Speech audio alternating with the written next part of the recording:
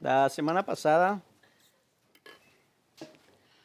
la semana pasada estuvimos aprendiendo acerca de lo que es la cena del Señor. Amén.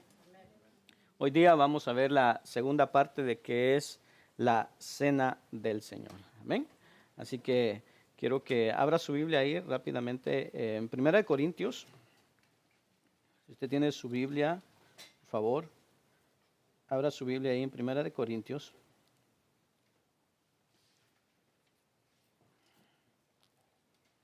Al capítulo 11, vamos a estar leyendo el versículo 1 y 2 y después vamos a estar yendo hasta el versículo 17 al 33.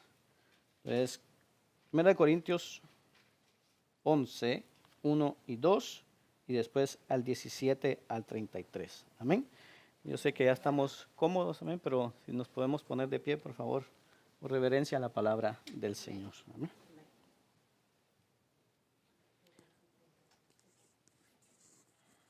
Amén.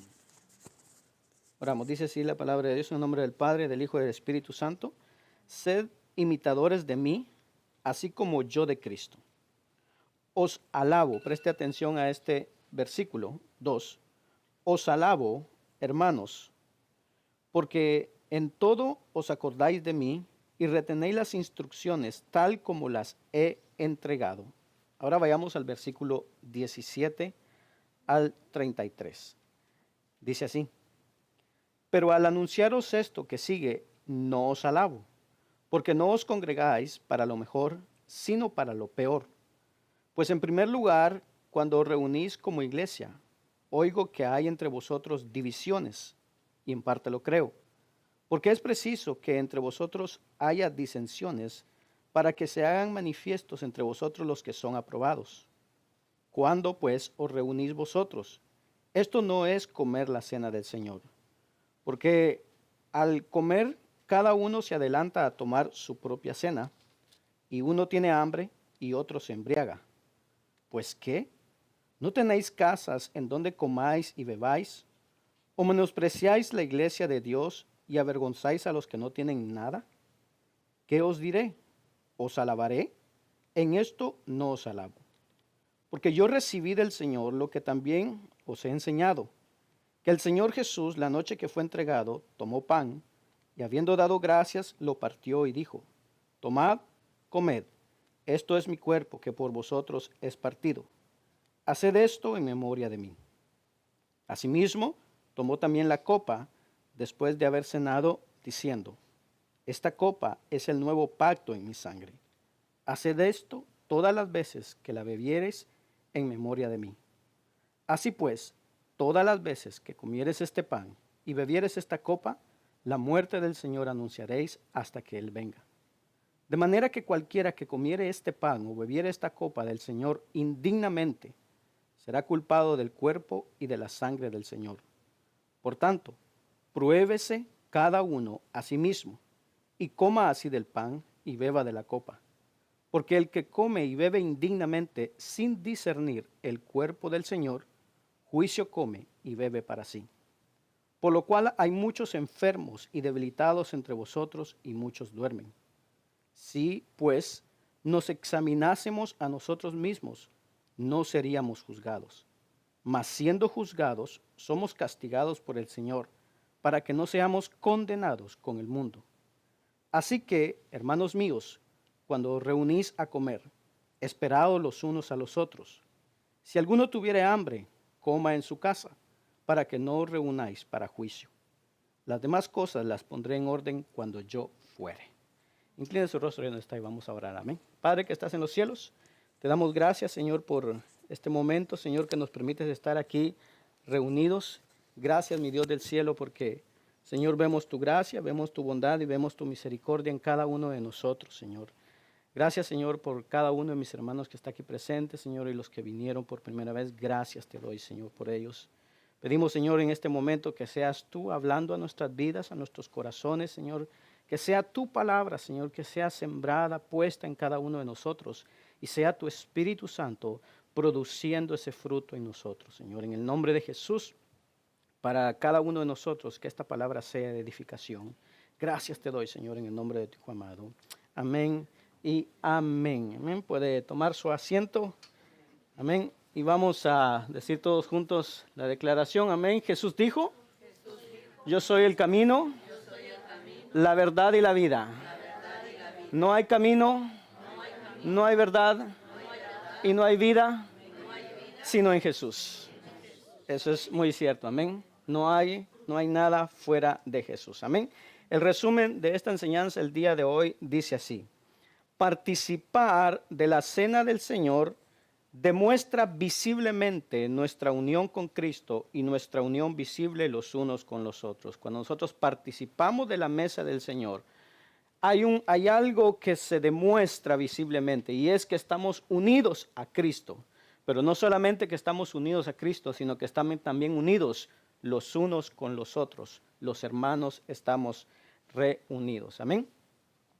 Antes de seguir con la enseñanza, quiero darle un pequeño repaso de lo que fue la enseñanza pasada. Vimos la cena del Señor, es una participación en comunidad de la iglesia en memoria de Jesucristo. O sea, la cena del Señor no la podemos hacer solitos nosotros, no, tiene que ser en comunidad. ¿Por qué? Porque es para la iglesia. La cena del Señor fue Jesús mismo quien la instituyó. O sea, no fue ningún hombre, no fueron los apóstoles, fue Jesús mismo que instituyó la cena. Es una práctica establecida para la iglesia de Jesucristo. No es para nadie más, es para la iglesia. Los elementos son el pan sin levadura y el fruto de la vid o el jugo de uva, lo que se utiliza. Son los miembros de la iglesia local que participan. Y los requisitos son el arrepentimiento de pecados, la fe en Cristo y el bautismo en agua. 3 cosas que debemos de tener para nosotros poder participar de la cena del Señor. El arrepentimiento de pecados, la fe en Cristo y el bautismo en agua. Y aquí el bautismo en agua quiero poner un énfasis en este bautismo en agua porque muchos pues pueden pensar que como ya fui bautizado en otra iglesia, sea iglesia católica, o testigo de Jehová, mormona o cualquier otra, pues eso ya vale. No, cuando uno viene a los pies de Cristo, dice la Biblia que todas las cosas son hechas nuevas. Entonces el bautismo en agua dentro de la iglesia cristiana es la sumersión completa, el cuerpo entero bajo el agua y vuelve otra vez, lo que simboliza la muerte y la resurrección. Entonces, por esto es necesario que cuando nosotros vamos a participar, los 3 requisitos son, número 1, miembro de la iglesia local, pero también el arrepentimiento de pecados, la fe en Cristo y el bautismo en agua. Amén. Y número 6, se practica el primer día de la semana y las veces que la iglesia lo estipule. Hechos nos dice que se reunían el primer día de la semana, que es el día domingo, y las veces, pues no dice la Biblia cuántas veces se debe de practicar, pero sí dice las veces que lo hicieres. Entonces, depende de lo que la iglesia estipule, que entonces se puede practicar. La semana pasada nosotros pues dejamos establecido que lo vamos a hacer los días domingos, el primer domingo de cada mes se va a hacer. Entonces va a ser una vez al mes el primer día, el primer domingo de cada mes. Amén. Entonces con eso entramos a esta enseñanza de hoy día. Vemos entonces cuál era el problema que había en Corinto conforme a lo que es la cena del Señor. El pasaje que vamos a estudiar hoy, 1 Corintios 11, no solo contiene la enseñanza más extensa sobre la importancia de la cena del Señor, sino que la manera también nos muestra la manera en que nosotros debemos de prepararnos para participar de la cena del Señor. Pero también nos sirve como un poderoso recordatorio de que el mensaje del Evangelio debe de gobernar nuestras vidas como individuos y como iglesia. Cuando nosotros celebramos la cena del Señor, lo hacemos y no es otra cosa que recordar a través de símbolos visibles lo que el Evangelio proclama. Cuando usted mira el pan, mira el vino, son símbolos visibles, pero que proclaman algo, proclaman el Evangelio. Pero ¿qué es lo que el Evangelio proclama? Bueno, Pablo lo resume en este mismo letra de 1 Corintios en el capítulo 15. Mire lo que dice, Además os declaro, hermanos, esto lo que declara el Evangelio. El Evangelio que os he predicado, el cual también recibisteis, en el cual también perseveráis, por el cual asimismo, si retenéis la palabra que os he predicado, sois salvos, si no creísteis en vano. Ahora, ¿qué es el Evangelio? Esto es el Evangelio. Porque primeramente os he enseñado lo que asimismo recibí. ¿Qué recibió Pablo? Y dice que Cristo murió por nuestros pecados conforme a las Escrituras, y que fue sepultado y resucitó al tercer día conforme a las Escrituras. Esto es el Evangelio, y esto es lo que nos recuerda a nosotros la Santa Cena. Esto es lo que nosotros recordamos a través de los elementos visibles de la Cena del Señor, que Cristo murió por nuestros pecados conforme a las Escrituras, y que fue sepultado y que resucitó al tercer día conforme a las Escrituras. Amén.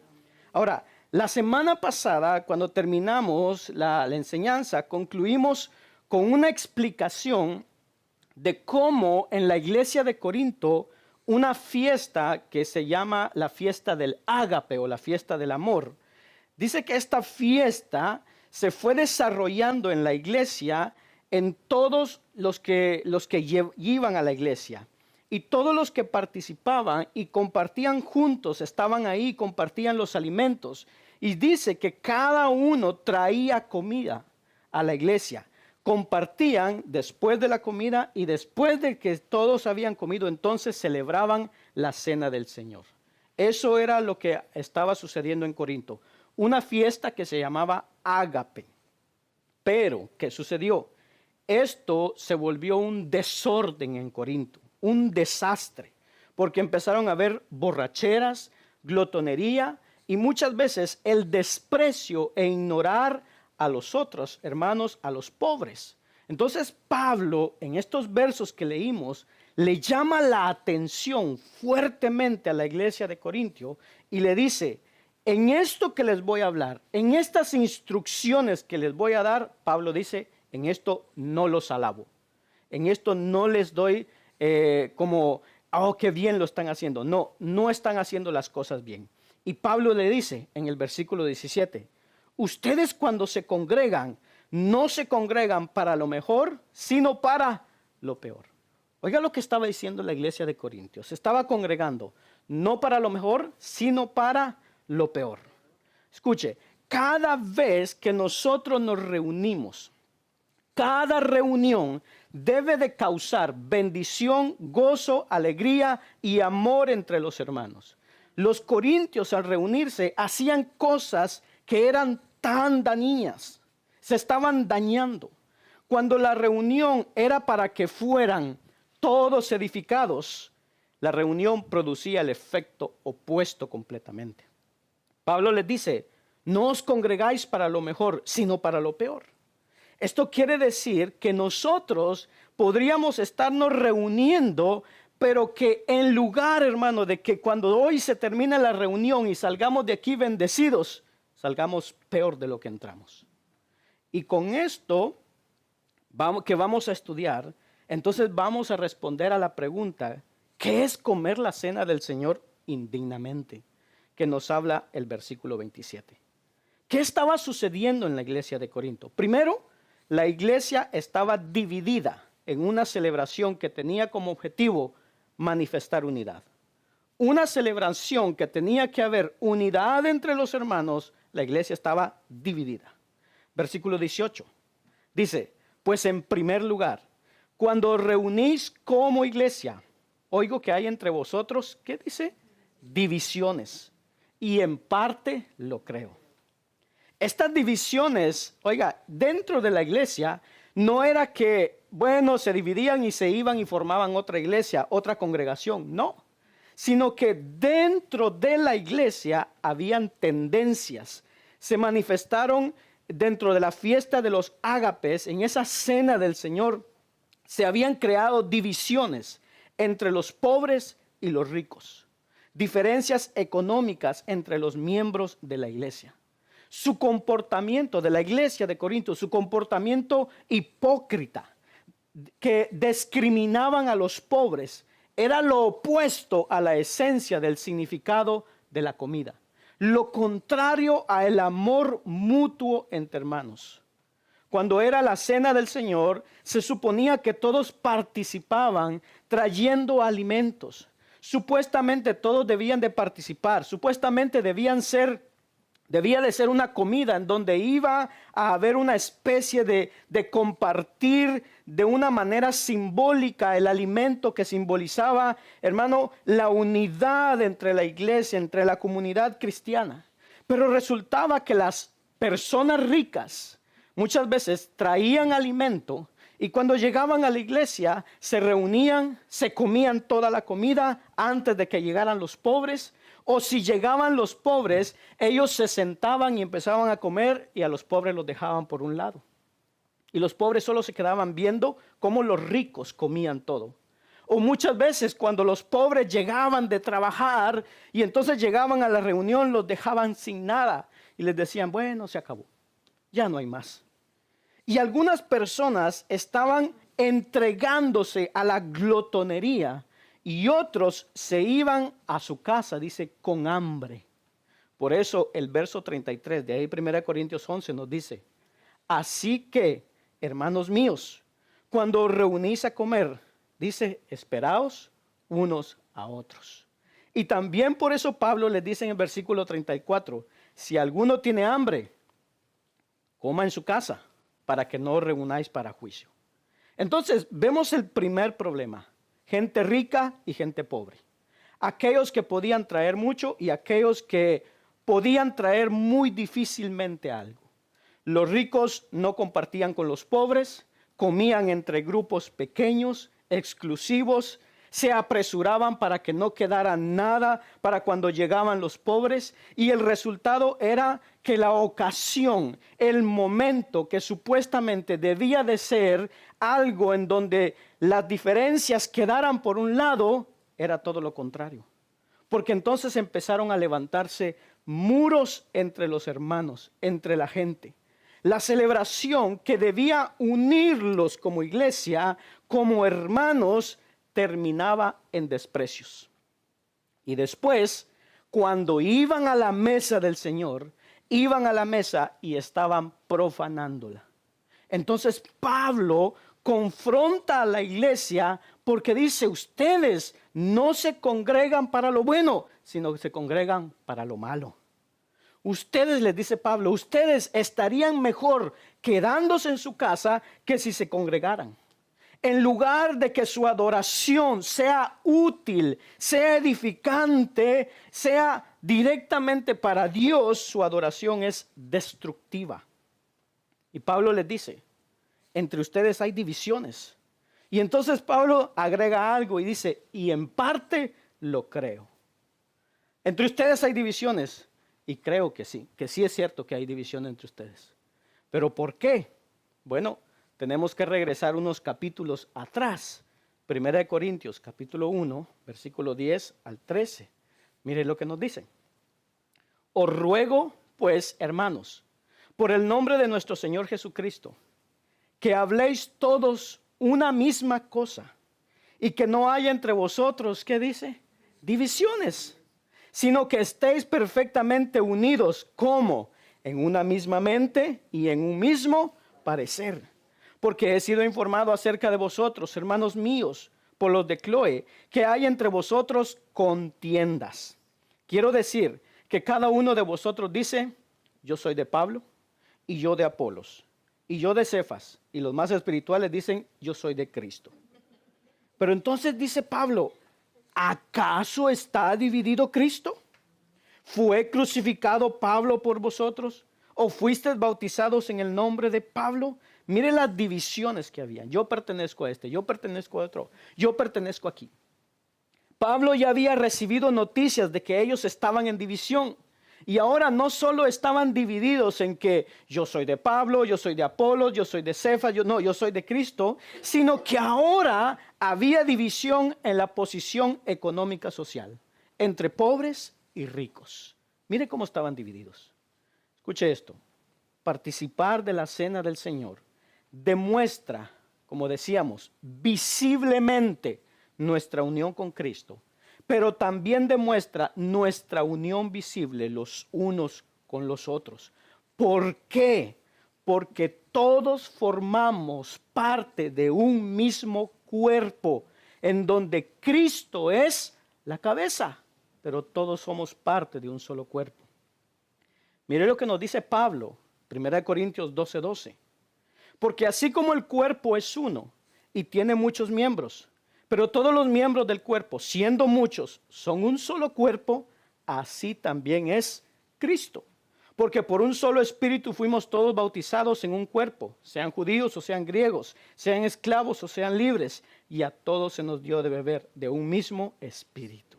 Y cuando nosotros seguimos leyendo ese mismo capítulo 12, Pablo empieza a explicar cómo es que la iglesia funciona como un cuerpo. En un cuerpo hay muchos miembros, pero todos los miembros forman un solo cuerpo. Y dice, y la pierna no puede decirle a la cabeza, yo no te necesito. Ni la cabeza puede decirle a los pies, yo no tengo necesidad de ustedes. Cuando nosotros vemos nuestro cuerpo, hay miembros en el cuerpo que son más visibles, hay miembros que no son tan visibles. Sin embargo, el cuerpo necesita tanto de los miembros visibles como de los invisibles. Porque aquí, todos estamos aquí y todos tenemos la cara descubierta. Nos ven los ojos, nos ven la nariz, nos ven las orejas. Pero nadie nos ve el dedo meñique del pie derecho o del pie izquierdo. A menos que el calcetín esté roto. Yo estoy parado aquí y para poderles hablar necesito mi boca, necesito mi garganta, pero también necesito los dedos de mis pies, porque si no, entonces yo me caería hacia adelante, no me sostendría. Y eso es lo que Pablo enseña en 1 Corintios 12, que la iglesia somos un cuerpo en Cristo. Y esa es una de las cosas que la cena del Señor nos recuerda cada vez que la celebramos. Somos un cuerpo en Cristo. 1 Corintios 10:17 dice, siendo un solo el pan, nosotros, con ser muchos, somos un cuerpo, pues todos participamos de aquel mismo pan. La cena del Señor no solo nos recuerda nuestra unión con Cristo, la Santa Cena nos recuerda la unión que tenemos los unos con los otros. Sin embargo, la Santa Cena en la iglesia de Corintio no estaba contribuyendo a la unión de la iglesia, sino que su celebración ponía, hermano, de manifiesto, mostraba en ellos la profunda división que había entre ellos. Y esto es lo que Pablo les dice en los versículos 17 y 18. Ahora, es interesante algo que Pablo les dice. En el versículo 18 dice, cuando os reunís como iglesia. Oiga bien, cuando os reunís como iglesia. Hacemos, cada uno de nosotros, de los que estamos aquí, hacemos parte de la iglesia todos los días, de lunes a domingo, los 365 días del año. Pero es cuando estamos reunidos, cuando estamos en la iglesia, cuando nos reunimos, es ahí donde cumplimos nuestra razón de ser. Cuando estamos todos juntos, cuando somos iglesia. Esto es como ser parte de un equipo de fútbol. En un equipo de fútbol tenemos, creo que son 11 jugadores, los aficionados. 11 jugadores. Más los reemplazos, podríamos decir que son 26. ¿Quién da más? Yo calculé 22, un reemplazo para cada uno. 15. Bueno, ahora usted podría imaginar, escuche bien, los 11 jugadores más los reemplazos. Usted podría imaginar a un equipo de fútbol que nunca juegan juntos. Que usted diga, sí, yo hago parte de tal equipo. Y cuando le preguntan, ¿y cuándo juegas con el equipo? No, yo nunca juego con ellos. Pero yo soy parte del equipo. ¿Verdad que no se puede? Eso es como ciertos miembros que dicen, yo estaba en la iglesia y yo fui a la iglesia en el espíritu. No, en el espíritu no se juega fútbol. Uno tiene que ir en cuerpo para jugar fútbol. Nosotros debemos de ir con nuestro cuerpo a congregarnos a la iglesia, no en el espíritu, porque nosotros no somos espiritistas, ni somos youtuberos tampoco para decir, no, yo por YouTube voy a la iglesia. Venimos con nuestro cuerpo porque es aquí en donde nos congregamos como iglesia. Y es en esta asamblea en donde se manifiesta lo que somos, la iglesia de Cristo. Como parte de un cuerpo específico de creyentes con los cuales Cristo está trabajando individualmente, de forma particular. Al participar de la mesa del Señor, debe reforzar eso en nosotros, que somos un cuerpo. Y entonces ahí está la gravedad de lo que estaba sucediendo en Corinto. Pablo les dice que se congregaban para lo peor, porque en lugar de demostrar unidad, estaban demostrando cuán profundos estaban divididos entre sí. Y ahora, mire cómo Dios es tan grande y Dios es tan sabio que Dios aún usa esas mismas divisiones de una iglesia inmadura para hacerle bien a la iglesia. Dios puede utilizar una división en una iglesia inmadura para distinguir a los creyentes de los que no lo son. Versículo 19, mire lo que dice. Porque es preciso, necesario, que entre vosotros haya, ¿qué dice? Divisiones. ¿Para qué? Para que se hagan manifiestos entre vosotros los que son aprobados. Llega una división a la iglesia y Dios usa esa división para probar quiénes son aprobados, para mostrar quiénes son aprobados. Ahora bien, eso no elimina la realidad de que las divisiones son destructivas, que hacen daño dentro de la iglesia y fuera de la iglesia. Cuando usted mira la palabra, Juan 13:34, dice Jesús, un mandamiento nuevo os doy, dice Cristo, que os améis los unos a los otros, así como yo os he amado. El mandamiento del amor no es nuevo. Lo que es nuevo es el ejemplo que Cristo nos impone. Y Cristo dice, un nuevo mandamiento os doy. ¿Cuál? ¿Qué es el nuevo mandamiento? Bueno, que Cristo nos amó como Él, que Cristo nos ha amado, pero que dice que nosotros nos amemos los unos a los otros, como Él nos ha amado. ¿Y hasta qué punto Él nos ha amado? Hasta dar su vida por nosotros. Y luego Cristo mismo dice en el versículo 35 de Juan 13, y en esto conocerán que sois mis discípulos. ¿En qué se va a dar cuenta la gente de allá afuera de que nosotros somos hijos de Dios, de que nosotros somos discípulos de Cristo, de que somos cristianos? ¿En qué se van a dar cuenta? ¿En que se vistan bien? ¿En que canten bien? ¿En que ofrenden mucho? No, en esto conocerán que todos ustedes, que todos nosotros somos discípulos de Cristo. Y dice, si tuvierais amor los unos por los otros.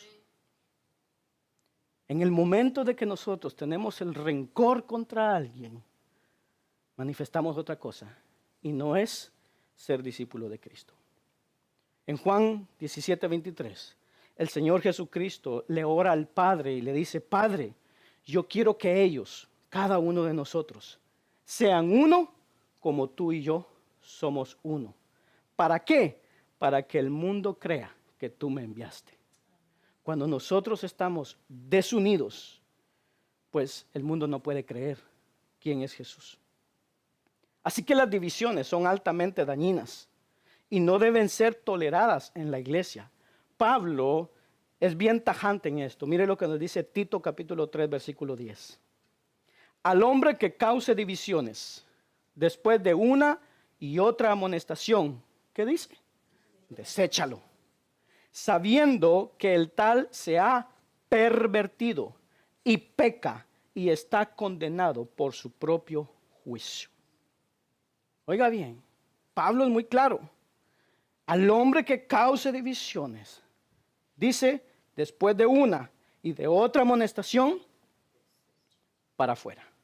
Hermano, yo le doy gloria a Dios y yo le doy agradecimiento y gloria a Dios porque esta iglesia no surgió de una división.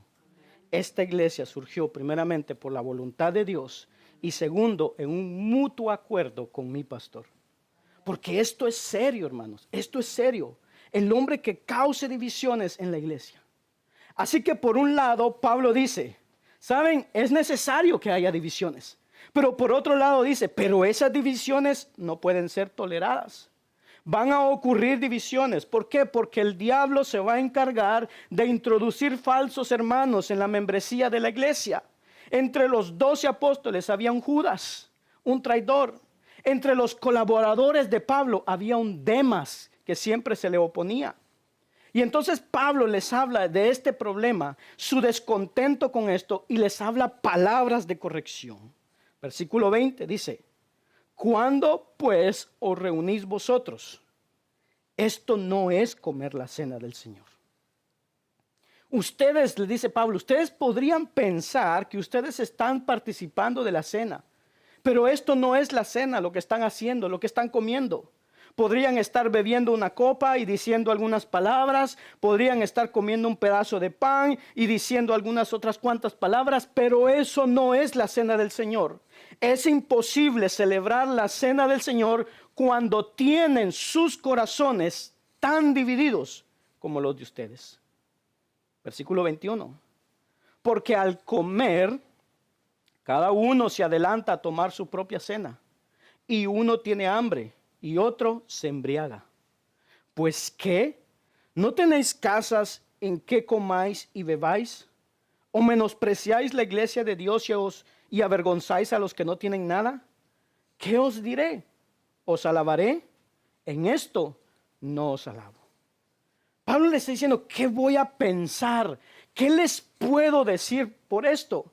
¿Es porque no tienen una casa en donde puedan comer, donde puedan beber? O sea, ustedes andan en las calles y el único lugar en donde pueden ir a comer es a la iglesia. Entonces tienen que venir aquí a la iglesia a atragantarse de tanta comida. ¿Es eso lo que ustedes tienen? O sea, ¿no tienen una casa? Y si tienen hambre, ¿por qué no van a su casa y comen y beben en su casa? Tienen que ustedes convertir la comida, que es una comunión, la tienen que convertir en glotonería y embriaguez, porque no tienen una casa donde puedan comer y beber. Esa es la razón, les dice Pablo. O no es que no tengan casas, sino que es porque, dice Pablo, menosprecian la iglesia de Dios. Oiga, qué tremendo esto. ¿Cómo puede haber gente dentro de la iglesia que menosprecia la iglesia? Y Pablo les dice eso. O sea, no es que no tengan casas donde comer. No es eso, sino que ustedes llegan y menosprecian. Menosprecian la cena, pero no solo menosprecian la cena, menosprecian a los hermanos y menosprecian la iglesia. Por eso Pablo les dice, ¿qué les puedo decir? ¿Los puedo alabar? ¿Les puedo aplaudir por eso? Le dice, no, en esto no los aplaudo. Ustedes piensan que esa es la cena del Señor, pero eso es imposible debido a su actitud. Algunos de ustedes están borrachos, otros están con hambre, otros son glotones, algunos están odiando los unos a los otros. Hay amargura, hay división, hay divisiones de clases, hay divisiones por puntos de vista teológicos, hay divisiones de toda opinión concebible dentro de la iglesia. No hay comunión real entre los creyentes, no hay comunión real con Cristo debido a todo el pecado que había dentro. Han profanado y han abusado la cena del Señor y lo están haciendo. Y eso dice, eso no es la cena del Señor. Pero entonces Pablo viene con la corrección. ¿Cuál es la corrección? Pablo les va a explicar qué es la cena del Señor. En medio de toda esa situación desastrosa, en medio de todo eso que estaba sucediendo dentro de Corintio, todo eso horrible que estaba sucediendo, surge una presentación tan hermosa del significado de la cena del Señor. Que muchas veces nosotros hemos escuchado estos versículos y tal vez lo hemos memorizado o lo repetimos cuando es la cena del Señor, pero no entendemos. Decía un comentario que esta explicación que Pablo da de los versículos 23 en adelante es como un diamante en medio de la suciedad que estaba en Corintio. Y porque no entienden esto, es la razón por la que ellos son disciplinados. Pablo dice, versículo 23, porque yo recibí del Señor lo que también os he enseñado. O sea, lo que Pablo va a decirles no es algo que él se imaginó, no es una opinión humana de él. Dice, no, esto no es mi idea, esto es algo que yo recibí del Señor. Dios mismo le habló, el Señor mismo le enseñó. Dice que el Señor Jesús, la noche que fue entregado, tomó pan y habiendo dado gracias, lo partió y dijo, tomad, comed, esto es mi cuerpo que por vosotros es partido. Haced esto en memoria de mí. Ponga atención a esto. Haced esto en memoria de mí. Asimismo tomó también la copa después de haber cenado, diciendo, esta copa es el nuevo pacto en mi sangre. Haced esto todas las veces que la bebieres y una vez más en memoria de mí. Así pues, todas las veces que comieres este pan y bebieres esta copa, la muerte del Señor anunciaréis hasta que Él venga. Pablo cita a Jesús la noche que fue entregado. Cuando Jesús tomó la copa en la fiesta de la Pascua y la convirtió en su propia cena. Y ahora cuando nos reunimos no es para celebrar al Dios como el libertador por lo que hizo en Egipto, sino que cuando nos reunimos en la cena, nosotros estamos celebrando al gran Dios libertador y salvador que murió ahí en la cruz del Calvario. La razón por la que Él murió fue por nosotros. Él murió como un sustituto por nosotros. Entonces Jesús mismo nos dice, en respuesta a eso que yo he hecho por ustedes, ustedes van a hacer esto en memoria de mí. Debido a lo que yo he hecho por todos ustedes. Jesús dice, ¿ustedes podrían hacer algo por mí? Y hermanos, nosotros tendríamos que responder, sí Señor, ¿qué quieres que yo haga? Y Jesús dice, pues esto lo harían en memoria de mí, recordándome a mí. Versículo 24, Jesús dice, haced esto. ¿Escuchó? Haced esto. Ahora, o usted lo hace o no lo hace. Y si usted lo hace es obediente, y si no lo hace, ¿qué es? Desobediente. Hágalo, haced esto. ¿Por qué? Porque es en memoria de mí, dice Jesús. Hermano, no sé si podemos entender la palabra en memoria de una manera correcta. Nosotros pensamos en recordar algo. Bueno, sí, yo me acuerdo de algo que pasó hace años. Pero no es eso. Los hebreos no pensaban en memoria de esa manera. Para un hebreo, recordar o tener memoria significaba traer a la plenitud de la mente que esté consciente de que a tal cosa o tal persona que esté recordando está presente, está frente a él. No es nada más, no, sí, yo me acuerdo. Yo me acuerdo que sí, Jesús estuvo ahí en la cruz, una cruz así, en forma así, como de T, ahí estaba Jesús. Sí, hace 2000 años pasó eso y Él murió en la cruz, yo me acuerdo. Y bueno, cuando yo me estoy aquí, yo me estoy recordando de eso. No, no es eso. Es remontarnos, es ir a ese acontecimiento y traer todo a la presencia de tal manera que estoy viviendo en la presencia consciente de Jesucristo. Cuando un hebreo se acordaba, significaba que él en su mente, en su alma y en su corazón estaba llenos de la conciencia de la realidad del que estaban recordando. Todo lo que hacemos en la cena del Señor apunta hacia una persona, hacia nuestro Señor Jesucristo. No se trata simplemente de recordar algo que Él hizo o que Él dijo. Nos reunimos en la cena del Señor para recordarlo a Él. Jesús está diciendo, y cuando lo hagas, que yo esté presente. Que yo esté presente en tu mente, en tu alma y en tu corazón. Que esté presente no solo mi muerte, que esté presente no solo cómo yo viví, sino que esté presente que yo también me encarné, estuve aquí en la tierra, que eso esté presente en tu corazón. Hermano, podemos venir y beber la copa y comer del pan, pero si nuestra mente está a 1,000,000 de kilómetros de distancia, ni siquiera hemos recordado al Señor.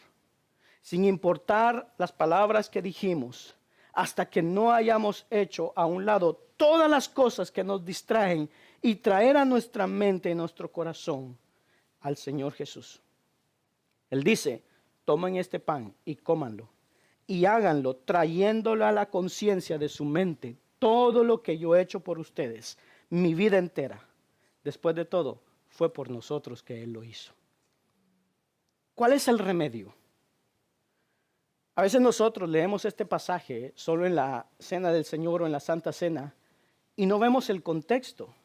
Y nos olvidamos que Pablo está amonestando a la iglesia.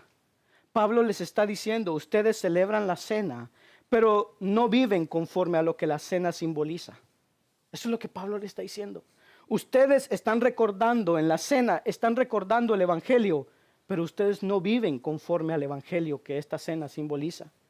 Y entonces ahora Pablo les dice en el verso 27, de manera que cualquiera que comiera este pan o bebiera esta copa del Señor, indignamente será culpado del cuerpo y de la sangre del Señor. Por tanto, pruébese cada uno a sí mismo y coma así del pan y beba de la copa.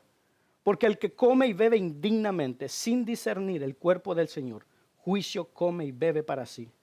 Por lo cual hay muchos enfermos y debilitados entre vosotros y muchos duermen. Si pues nos examinásemos a nosotros mismos, no seríamos juzgados.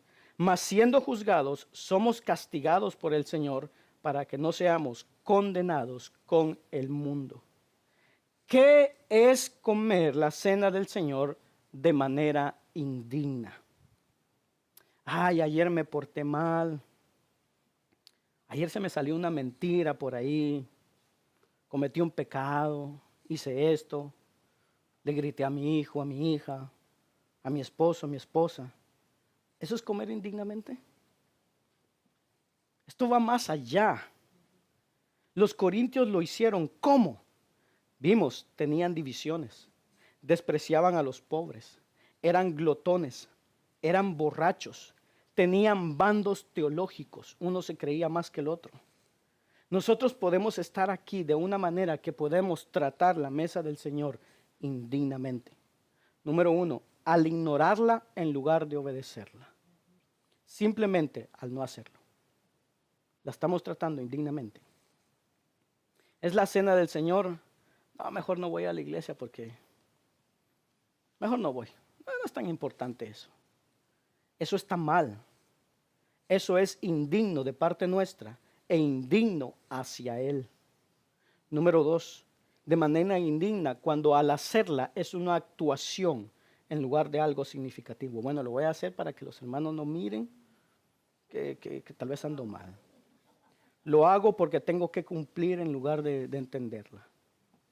Número 3, hacerla algo salvador. No, yo voy a tomar la cena del Señor porque cuando yo tome la cena del Señor, entonces eso me va a salvar de condenación. No se trata de eso. Nosotros recordamos el sacrificio de quien nos salva, que es Jesús. Número 4, tenerla como un rito ceremonial en lugar de una experiencia personal. Bueno, un domingo más, la cena del Señor, tenemos que ir a cumplir porque, bueno, hacemos parte de la iglesia. Número 5, tratarla a la ligera en lugar de tratarla seriamente.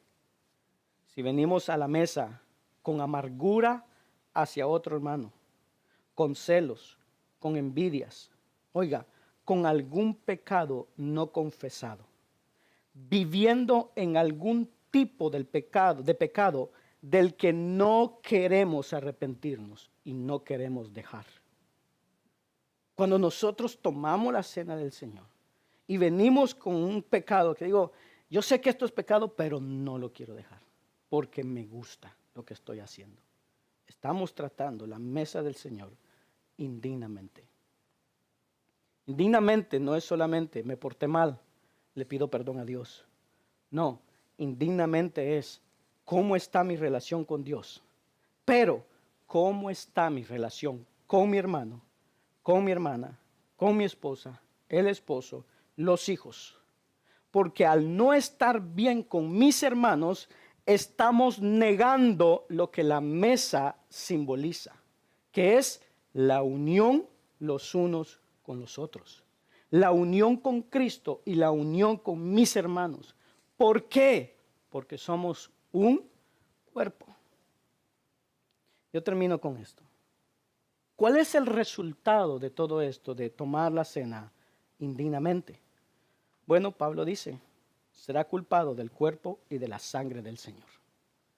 Tratar la mesa del Señor indignamente nos hace culpables del maltrato de Jesús y de la muerte de Jesús.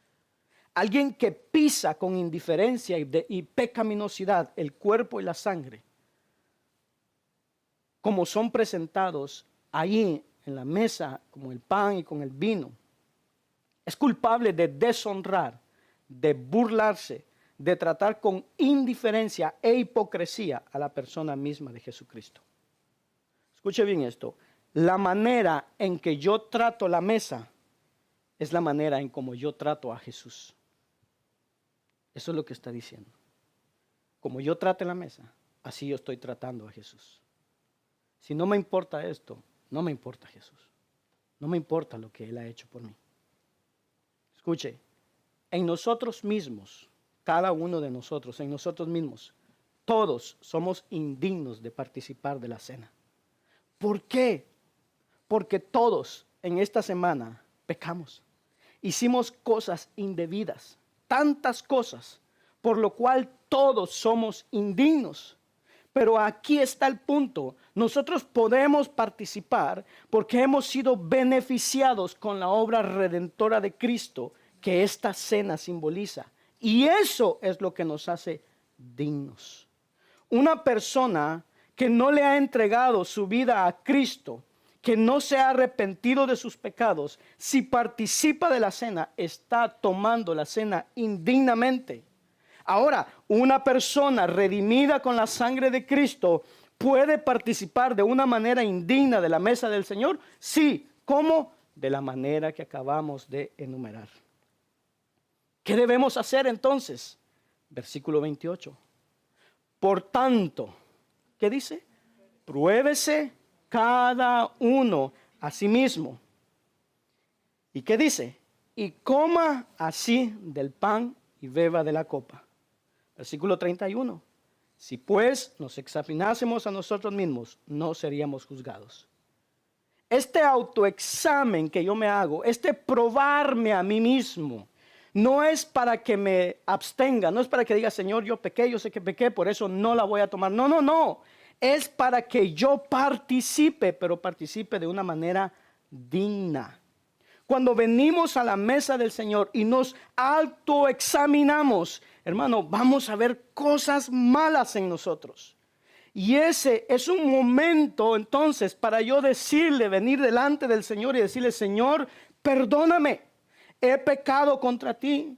O perdóname porque yo tengo amargura en mi corazón, tengo un problema con mi hermano, con mi hermana. Y si es posible, puedo solucionar ese problema en ese momento antes de participar. Pero si tal vez el hermano no está, el esposo no está, la esposa, quien sea, pues Señor, ¿sabes qué? Yo te pido perdón por eso y te prometo que cuando salga de aquí, yo arreglo ese problema. Y entonces participamos de la mesa del Señor. El autoexamen no es para condenarme, es para que me acerque al trono de la gracia y pida perdón y entonces participe de la mesa, pero participemos con conciencia. ¿Por qué? Verso 29. Porque el que come y bebe indignamente sin discernir el cuerpo del Señor, juicio come y bebe para sí. Por lo cual hay muchos enfermos y debilitados entre vosotros y muchos duermen. Y muchos ya duermen. Dios había juzgado a los hermanos de la iglesia de Corintio. Los había juzgado, los había disciplinado de una manera porque habían tratado la mesa del Señor indignamente. Y en el verso 31 está el remedio. Si pues nos examinásemos a nosotros mismos, no seríamos juzgados. Si se examinaran a sí mismos, no terminarían siendo disciplinados. La evaluación personal que cada uno de nosotros nos hacemos nos lleva de regreso al versículo 28. Dice que después de examinarse, entonces participe. Examinar nuestro corazón, nuestros motivos. Los corintios estaban siendo disciplinados por Dios porque no se examinaban a sí mismos, no limpiaban su propia vida. Y el versículo 32. El versículo 32 es algo hermoso. Ponga atención a lo que dice. Mas siendo juzgados. Oiga, cuando nosotros tomamos la cena del Señor y a veces cometemos el error de tomarla indignamente, somos juzgados. Pero dice aquí, mas siendo juzgados, somos castigados. O sea, disciplinados por el Señor. Pero ¿para qué somos castigados o para qué somos disciplinados? Y dice ahí, para que no seamos condenados con el mundo. Somos disciplinados por el Señor para que no seamos condenados con el mundo. Escuche, ningún cristiano en ningún momento, bajo ninguna circunstancia, jamás será condenado con el mundo. ¿Significa eso que voy a perder mi salvación? No. ¿Significa que estoy perdido? No. Usted nunca será condenado con el mundo, porque al reconocer al Señor Jesús como mi Señor y como mi Salvador, esa condenación se va. Ya no está, pero sí seremos disciplinados por el Señor. Y la peor disciplina, o lo peor que le podría pasar a un cristiano, sería la disciplina definitiva. ¿Y qué es? La muerte, llevárselo al cielo. El punto del versículo está en eso. Mire, que estamos siendo disciplinados por el Señor, pero somos disciplinados para que no seamos condenados con el mundo. Y podemos decir tal vez, no, pero yo he hecho muchas cosas y el Señor no me hace nada, el Señor no me disciplina. Bueno, dice la palabra que a quien el Señor ama, disciplina y azota al que toma por hijo. Todo cristiano está bajo la mano de disciplina del Señor. Eso evita que él llegue a ser condenado con el mundo. Y no sé usted, pero yo preferiría estar con salud, feliz y vivo por un rato más. Entonces, cuando me acerco a la mesa, vengo y me examino. Y le digo, Señor, perdóname, porque he sido pecador. Entonces se cierra el versículo 33 y 34 y dice, miren hermanos, corrijan eso que ustedes están haciendo, esa fiesta, ese ágape. Cuando se congreguen, dice, espérense el uno al otro. No coman todo antes de que los pobres lleguen y no haya nada para ellos. Primero que todo, Pablo esperaba que los creyentes trajeran a sus mentes una y otra vez las verdades del Evangelio y vivieran en consecuencia a otro. Escucha, hermano, el Evangelio no es solo para los incrédulos. Nosotros pensamos, esos que están allá afuera son los perdidos, esos son los que necesitan. No, no se equivoque. El Evangelio es para usted y es para mí. Al final, no es un conjunto de reglas que nosotros cumplamos que producirá crecimiento en nuestras vidas. Lo que nos lleva a crecer es tener un creciente aprecio y amor por la persona y la obra de nuestro Señor Jesucristo. Uno de los problemas que nosotros tenemos como creyentes es que la Biblia dice que la transformación de nosotros, del creyente, viene cuando nosotros contemplamos la gloria de Cristo. Somos transformados contemplando su gloria, por eso dice, de gloria en gloria. Ahora, ¿dónde contemplamos la gloria de Cristo? En el Evangelio. Por eso Pablo llama a este evangelio, lo llama el evangelio de la gloria de Cristo. ¿Cuál es el problema? Que nosotros permitimos que muchas cosas eclipsen a Cristo en nuestras vidas. Sufrimos eclipses de Cristo. Así como hay eclipse de sol, de luna, hay también eclipse de Cristo en nuestras vidas. Y cuando nosotros sufrimos eclipse de Jesús, nos pasa exactamente lo que ocurre cuando hay eclipse solar. ¿Qué ocurre cuando hay un eclipse solar? Bueno, que la luz que emana del sol es ocultada por la luna, y lo único que vemos es lo que se le llama la corona solar, que es el resplandor que emana a través de la luna, que está tapando la luz del sol. Y de repente, cuando sucede el eclipse, ¿qué es lo que pasa? Pues todo el planeta, todo el mundo entero no está en tinieblas completamente, pero está todo gris, está todo opaco. El mundo pierde su brillantez. Las cosas dejan de tener color como si tuviéramos cataratas. No se mira bien. Eso pasa cuando hay eclipse de Cristo, cuando hay eclipse de Jesús. ¿Qué es lo que nosotros necesitamos para tener la vida abundante que Cristo vino a dar? Cristo dice, yo he venido para que tengan vida y para que la tengan en abundancia. En aquel día de la fiesta, dice, Jesús se puso en pie y alzó la voz diciendo, si alguno tiene sed, venga a mí y beba. El que cree en mí, como dice la Escritura, de su interior correrán ríos de agua viva. La pregunta para cada uno de nosotros es, ¿lo que dice ese texto define nuestra vida cristiana? ¿Están corriendo de nosotros ríos de agua viva? Porque eso es lo que dice el texto, que cuando creemos en Cristo, de nuestro interior correrán ríos de agua viva. ¿Eso es lo que está sucediendo en nuestras vidas? ¿Cuál es el problema? Jesús está eclipsado. Necesitamos ver a Jesús. Necesitamos quitar todo lo que no nos deja ver a Jesús. En segundo lugar, Pablo también dice que hermano, él tomaba muy en serio la iglesia local y nuestra interacción entre nosotros como iglesia local. Nosotros no podemos amar a Cristo y al mismo tiempo dejar de amar a la esposa de Cristo, que es la iglesia. Nosotros no podemos amar a Cristo y decir, no, para mí la iglesia no se puede, porque no es así como funciona. El cuerpo de Cristo, los creyentes, hermano, son por quienes Cristo dio su vida en la cruz del Calvario. Y ahí están las dos grandes verdades que marcan este mensaje. Debemos amar a Jesús con un amor creciente, pero debemos amar a su pueblo también con un amor creciente. Es totalmente ilógico decir que amamos al Señor descuidando al mismo tiempo la iglesia local en la que nos congregamos o en la que Dios nos colocó y aún despreciar la iglesia. 1 Juan 4:20 dice, ¿cómo puedes amar a Dios a quien tú no has visto y no amar a los hermanos a quien tú sí has visto?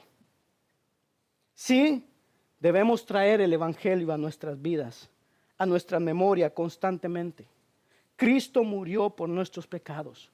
Nosotros podemos acostumbrarnos mucho a eso y tomar esto a la ligera. Cristo murió por nuestros pecados, hermano. Cristo dio su vida por nuestros pecados, pero ahí es donde nosotros verdaderamente vemos la gloria y el amor de Cristo. Pero sabe que debemos recordar el evangelio para no olvidar que nosotros somos partes de un pueblo salvado por ese mismo Salvador que disfruta de la misma salvación. Hermano, que el Señor nos ayude a luchar eficazmente contra el individualismo y contra el consumismo de nuestra época, de manera que podamos llegar a ser el tipo de miembro de la iglesia que Dios quiere que nosotros seamos, y el tipo de miembro de la iglesia que produce el evangelio, que no son consumidores de mensajes. A ver, me voy a sentar hoy día a ver cuántos mensajes escucho. Y me siento ahí el día, la noche y tantas horas escuchando mensajes por YouTube, pero ningún de ese mensaje hace impacto en mi vida. Y muchas veces somos simplemente cristianos consumidores. Que verdaderamente podamos ser parte activa del cuerpo de Cristo. Del cuerpo de Cristo, de la iglesia de Cristo, por quien Él dio su vida. Que el Señor bendiga su palabra. Amén. Póngase de pie, vamos a orar.